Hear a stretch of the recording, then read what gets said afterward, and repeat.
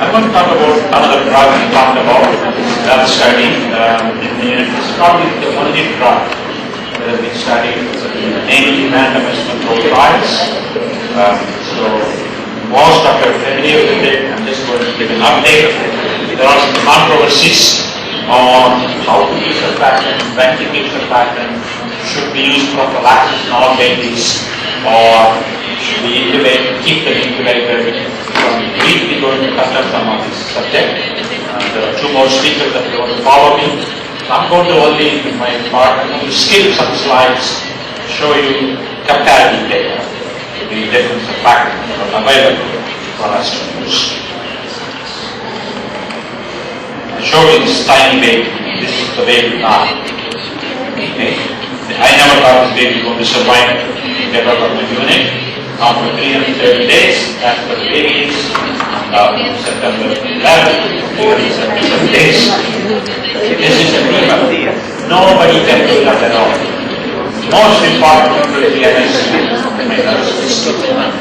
They are the most important. Team effort. Put together with mind doctors, nurses, respiratory practitioners, that's problem. So take the baby from my hand to this level. I lost some hair, I gained some weight, I gained some gray hair. I got old, but the baby's getting big. She's running around very pre-discharge. The MRI of the brain was completely normal. We were blessed. Understand, to have an outcome like this. That doesn't happen that often.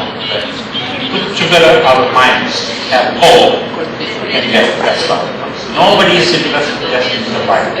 All of us are interested in survival without intact survival. So what can we do? Approach to the preterm baby obviously changed over the last 40 years.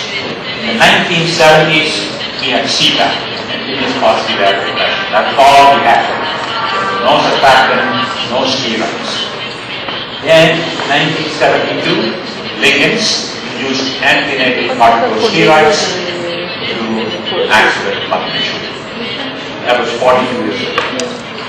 The 1980s, post-natal surfactant therapy was initiated.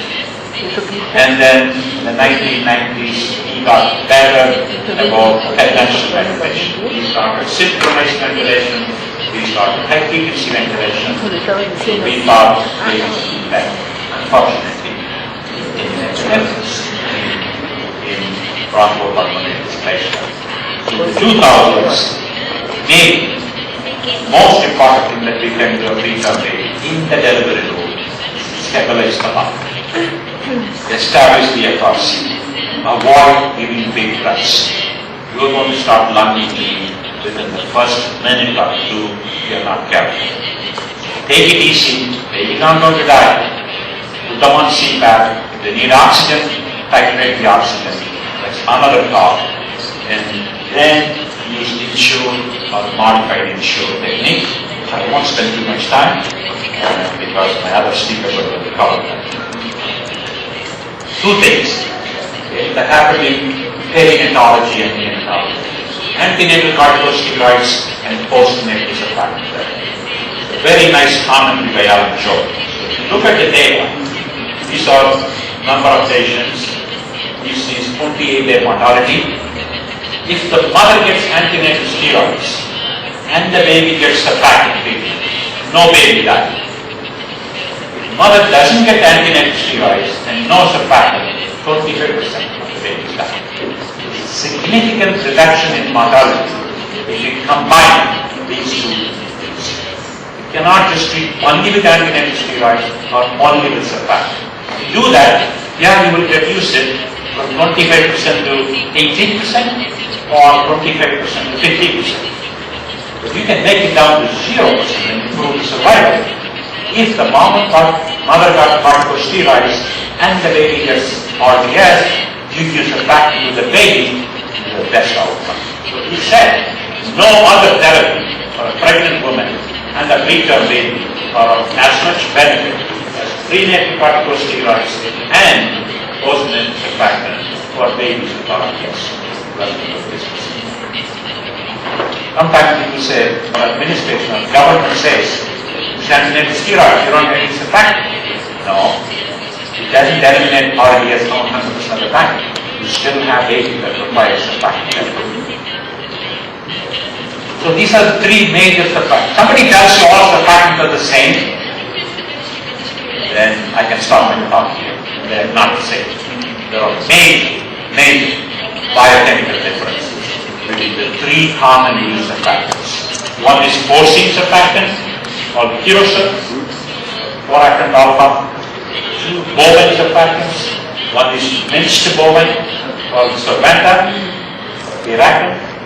Third is carbactin or infosur, which is a laboratory operation. If you look at the compound phospholipids, which is the most important component of surfactant, is 76 milligrams per ml. Curosur, 25 milligrams per ml. Surventa, 35 milligrams per ml.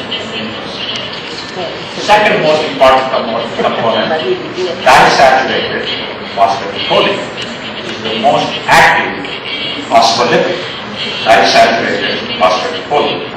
30 milligrams per ml.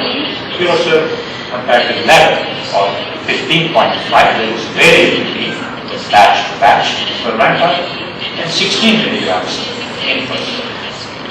Next important one is surfactant protein B. If a baby is born without surfactant protein B, the baby is dying. The only treatment for that condition is lung transplantation. Surfactant protein B is the most important surfactant protein for lower insulin stage. Again, curosur happens to have highest amount of surfactant protein, 0.45 milligrams per ml. Surventa is quite variable, therefore they don't report in the package itself. Infosur contains 0.26 milligrams per ml of surfactant protein. What about status? If we compare one bovine surfactant versus another bovine surfactant, there are 3 studies that have been published, large studies, comparing surventa versus infosur. Prophylaxis study. Prophylaxis study means babies are randomized before they are born, and then randomized to get surventa or infosur within 15 minutes. That's prophylaxis. 10 to 15 minutes. Rescue means babies being certain criteria for surfactant therapy based on the authors of the study. Okay? They're intubated, most of the time the requirement is they're intubated and their FiO is more than 30% or an arterial alveolar PaO2 ratio, arterial alveolar PaO2 ratio 0.2 or less. So they look at the primary outcomes. No difference between these two surfactants, any of the studies. The primary outcome was how many babies require a second dose. No difference between these two. Secondary outcome, they showed that infosur effect is longer. In other words, these babies take longer time to reach the threshold for a second dose. No difference in the need for a third dose, that's the primary outcome. And then lung mechanics, lung compliance, small study, no difference between these two surfactants. And then largest 2 studies that were planned in 2005 and published were stopped early because it was taking much longer to complete the study. Therefore, both these prophylaxis trial and the rescue trial were stopped early.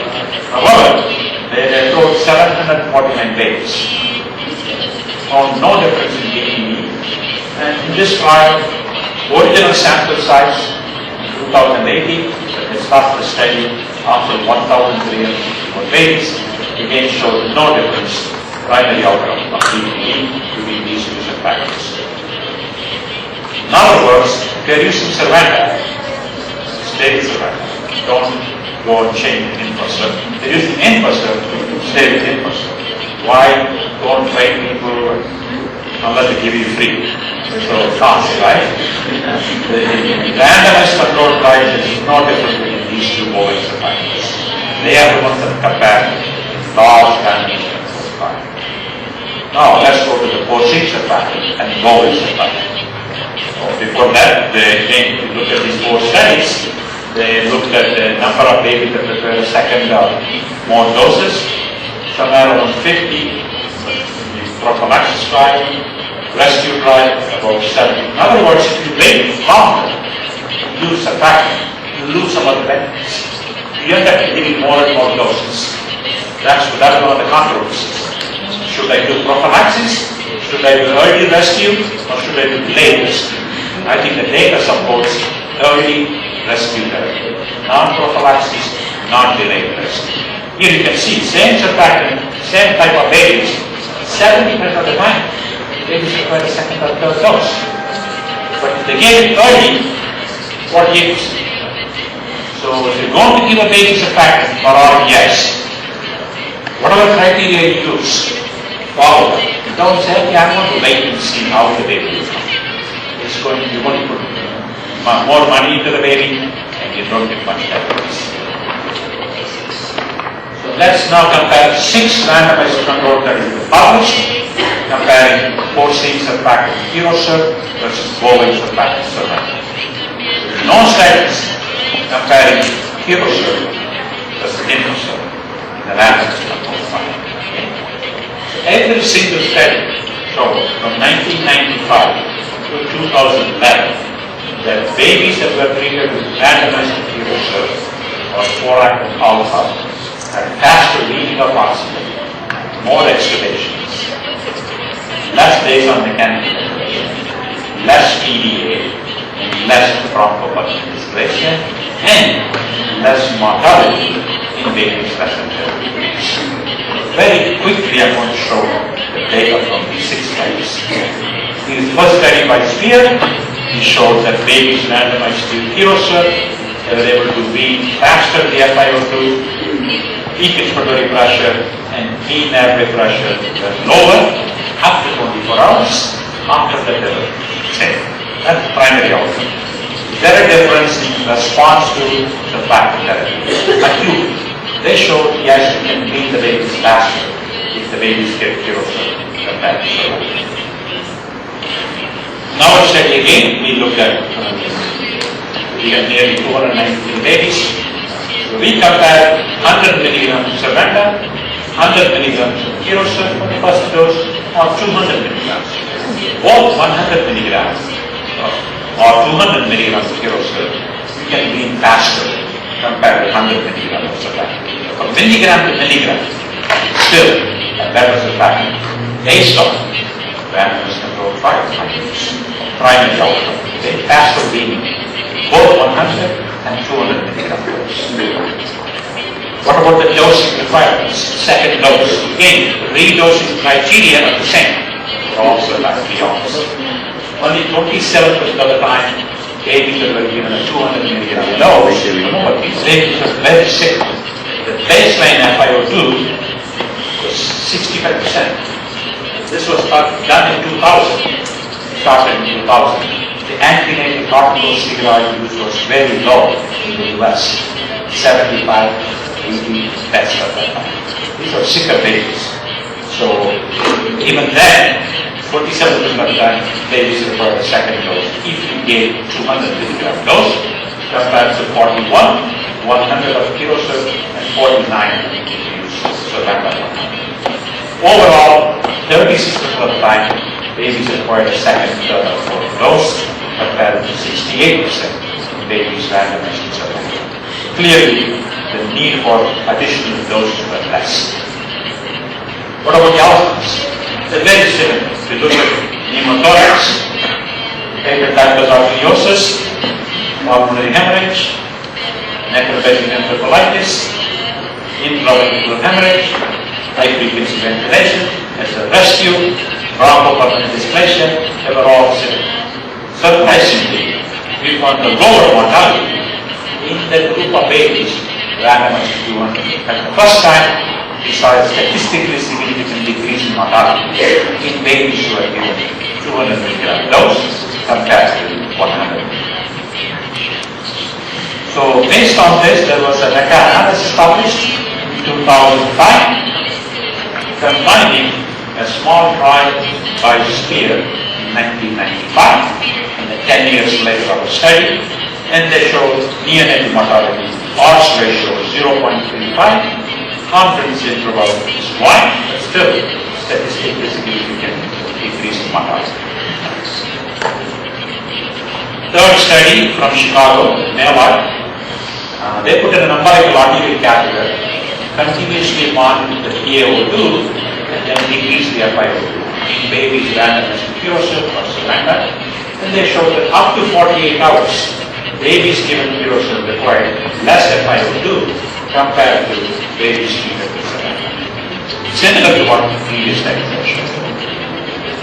We also looked at the mean dosing, much lower, 1.2 versus 1.7, and the mean volume was also much lower, 2.8 ml compared to 6.9 ml, which we know because Curosip is the most concentrated surfactant compared to surrender or infrastructure. Alan Fuji from Boston published this paper in 2010, looking at, again, this is up to 72 hours. They show in a small study that babies randomized to Curosip or 400 alpha required less FiO2. Mean average pressure times FiO2 is also lower than Curosip babies compared to surrender. And more babies, they looked at babies extubated at 24, 48, and 70 hours. So more babies were extubated at 48 to 70 hours in babies randomized to Curosip compared to surrender babies. That's the meaning more extubations. Interestingly, we also found other benefits. For example, number of babies that develop ARD syndrome, 0, compared to 15% in the surrender group. Patent ductus arteriosus diagnosed by echocardiography was significantly low, 32% compared to 76% in the surrender group. And patent ductus arteriosus required ligation is also low, 16% versus 48%. Then they looked at EPD, ROP, intraventricular hemorrhage, and you see no difference. Again, mortality was low, not statistically significant, 8% versus 19%. That's more than 50% less mortality, right? But small study, therefore, it was not statistically significant. Lastly, a study from Turkey in 2011 comparing Curosip versus surrender, and they looked at on day 1, day 3, and day 5. Up to 5 days, if the baby got Curosip first dose, they required statistically lower FiO2 compared to surrender babies. And other outcomes they reported in the study, number of babies that were extubated within the first 70 hours was significantly higher, 81% compared to 56%.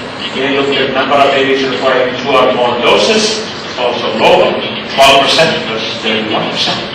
And BPD-free survival is also much higher, 78.7 Curosip babies compared to surrender, 58. And mortality again half, 20% versus 10%. But sample size is small, 126 babies. Therefore, it was not statistically significant. If you look at all the 8 studies comparing bovine versus porcine or bovine versus bovine, no difference when you compare one bovine versus another bovine surfactant, like surrender versus infrastructure. However, the studies that are comparing Curosip versus surrender, Curosip surrender, Curosip surrender, every single study, the dosing requirements were less. Therefore, it is cost effective. It may be more expensive in the beginning, but in the long run, it will be cost effective. There is a study from London, meta-analysis published,